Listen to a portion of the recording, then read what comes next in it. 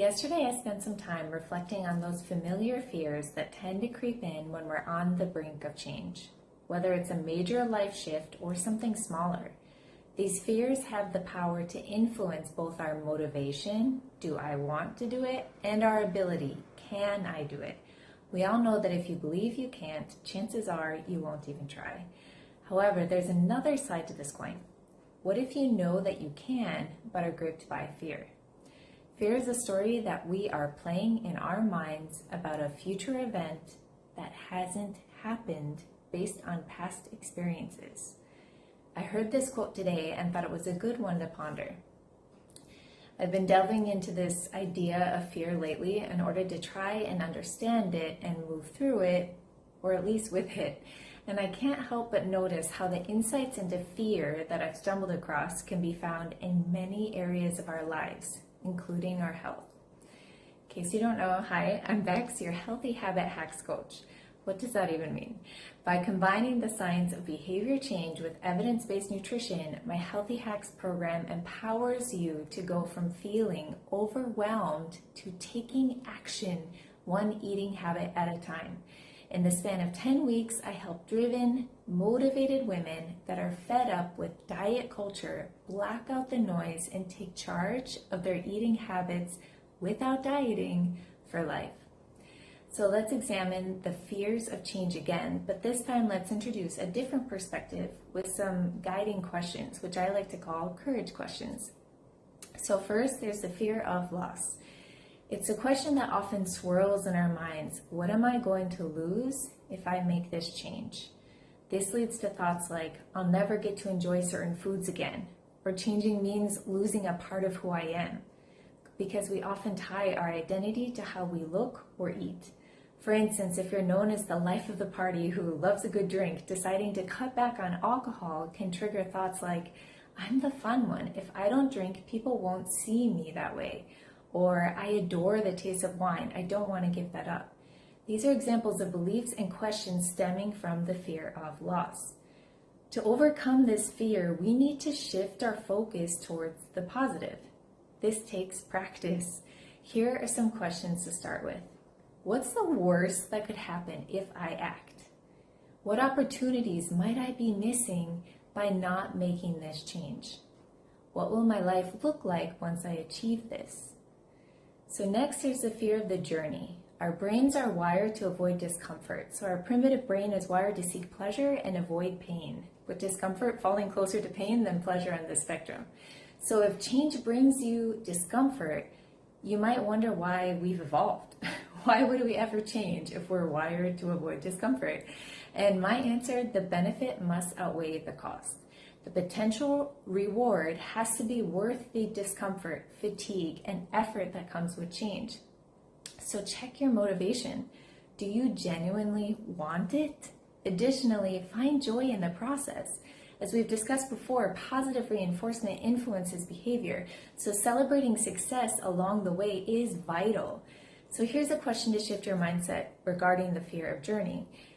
How will I become a better version of myself through this process? Even a 1% improvement each day brings you closer to your ideal self. Growth doesn't always show on the outside. Sometimes it's a shift in your mindset and the questions you ask that can make all the difference. Now, the fear of the outcome may be a familiar one. You might dread the idea of a new identity or worry that you'll become an extreme version of yourself, like a marathon runner who says no to French fries, or the friend who doesn't get invited because she doesn't eat the cookies. So this fear often arises from the all or nothing mindset perpetuated by diet culture.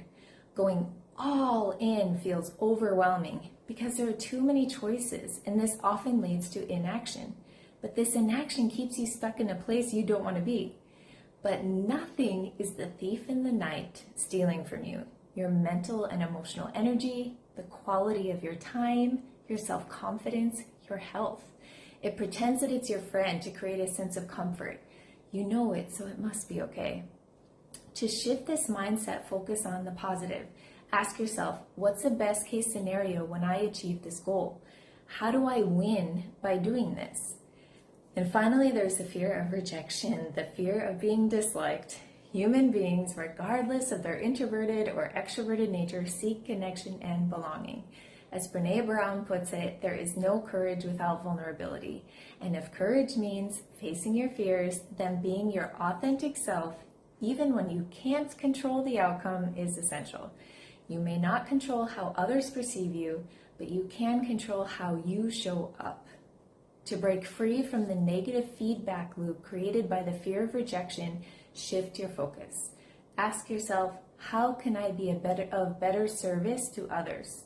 How can my vulnerabilities help me connect at a deeper level? Connecting through vulnerability is how you become comfortable being unapologetically you.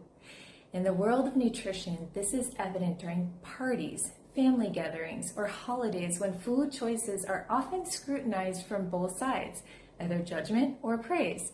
Standing out from the crowd takes courage and vulnerability. By not showing up as your authentic self, you're doing a disservice to yourself and those around you. Now, ultimately, it comes down to remembering that your fear is a story that you are telling yourself about a future event that actually has not happened yet. And you have to become very good at changing your mindset in order to move through that fear. You have to trick yourself into rewriting the story so that you move to where you want to go. That means that right now, in this chapter, you need to believe that the discomfort of change is worth the effort.